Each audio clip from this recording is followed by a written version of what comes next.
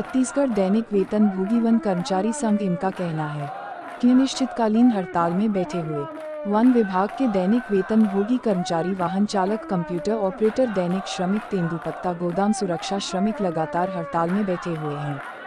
गीत के माध्यम से नियमितीकरण का वादा पूरा करने का निवेदन कर रहे हैं। दैनिक वेतन भोगी कर्मचारियों का कहना है, भूपेश सरकार कर्मचारियों के प्रति उचित निर्णय ले। सरकार ने अपने जन घोषणा पत्र में वादा कर दिया था नियमितीकरण करने का। आइए देखते हैं कि छत्तीसगढ़ दैनिक वेतन भोगी कर्मचारियों का क्या कहना है।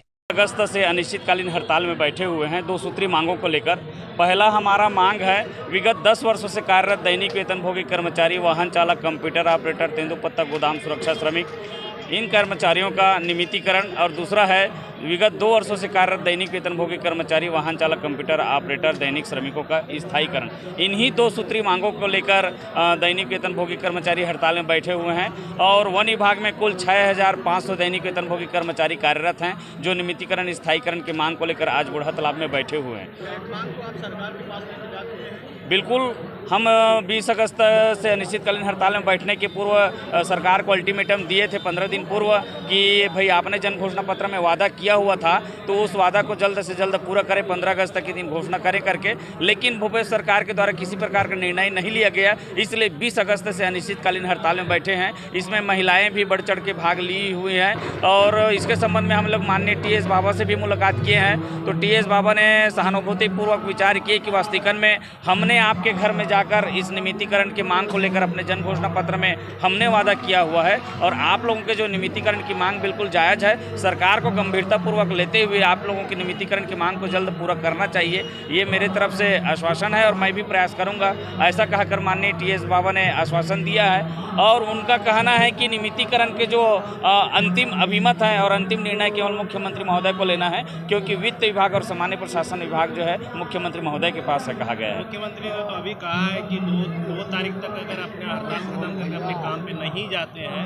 तो आपका वेतन काट दिया जाएगा। इस संबंध में क्या कहना है? सम्मानीय मुख्यमंत्री महोदय ने अधिकारी कर्मचारी फेडरेशन को किया है आह्वान कि वास्तविकन में आप जो है 2 तारीख तक आप हड़ताल वापस ले करके। लेकिन हम दैनिक वेतन भोगी कर्मचारियों का ऐसा नहीं कहा है, क्योंकि अधिकारी कर्मचारी को कहीं न कहीं माध्यम से 6% उन लोगों को दिया गया है और कई ऐसे संगठन हैं जिनको कहीं न कहीं माध्यम से लाभान्वित किया गया है। उन्होंने तो इशारे में सारे लोगों को कह दिया है। इशारे में सम्मानीय मुख्यमंत्री महोदय ने तो कह दिया है, लेकिन छत्तीसगढ़ के जो दैनिक वेतन भोगी कर्मचारी हैं उनके लिए आज जो है 3.5 साल बीत गए हैं, 4था साल रनिंग है, एक भी तिनका के बराबर कोई लाभ नहीं दिया गया है। इसलिए दैनिक वेतन भोगी कर्मचारी पूरा डटे हुए हैं। हमको नियमितीकरण के लाभ दिए जाने के पश्चात ही ये दैनिक वेतन भोगी बूढ़ा तालाब को छोड़ने वाले हैं। सवाल है कि माननीय मुख्यमंत्री या भूपेश की सरकार अगर आपकी मांगों को नहीं मानती तो आप क्या करेंगे? बिल्कुल, अगर भूपेश सरकार हमारे मांगों को नहीं मानता है तो सारे दैनिक वेतन भोगी आमरण अनशन में बैठने के लिए तैयार हैं।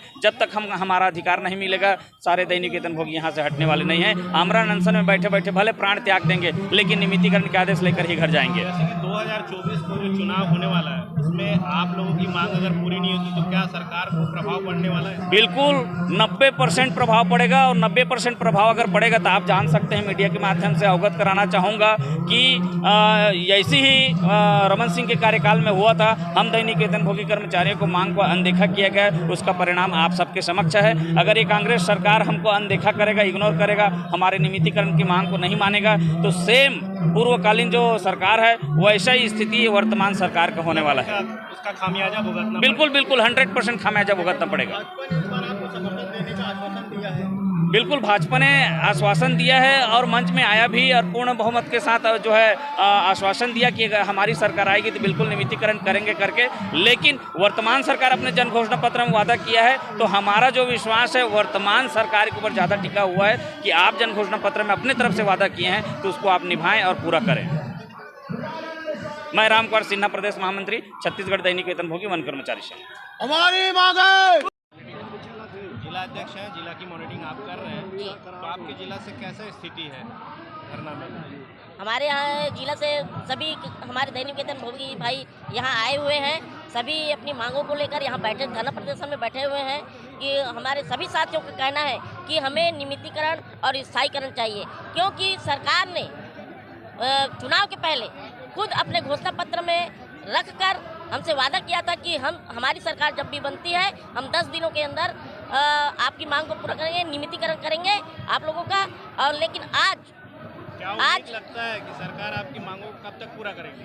अब उम्मीद तो लगाए बैठे हैं सर, जब तक वो सरकार हमारी मांगों को पूरी नहीं करेगी तब तक हम यहाँ पर बैठे रहेंगे, क्योंकि हमारी उम्मीद तो है, क्योंकि उन्होंने खुद अपने घोषणा पत्र में रखा है और वादा किया है कि हम आपको नियमितीकरण करेंगे और स्थायीकरण करेंगे करके। 10 दिनों के बजाय तो अब 3.5 साल हो गया है, 1.5 साल अगले चुनाव के लिए बाकी है, इसमें आप लोगों की क्या तैयारी है? हम लोग जब तक सरकार हमारे स्वयं मतलब घोषणा नहीं करेगी कि नियमितीकरण करने के लिए, हम लोग यहाँ पर आमरण अनशन करेंगे, चाहे हमारी प्राण जाए या बचे, हम अपनी मांगों को लेकर ही पूर्ण कराकर ही यहाँ से उठेंगे। मेरा नाम काशी प्रसाद देवांगन है, मैं राजनांदगांव का जिला अध्यक्ष हूँ।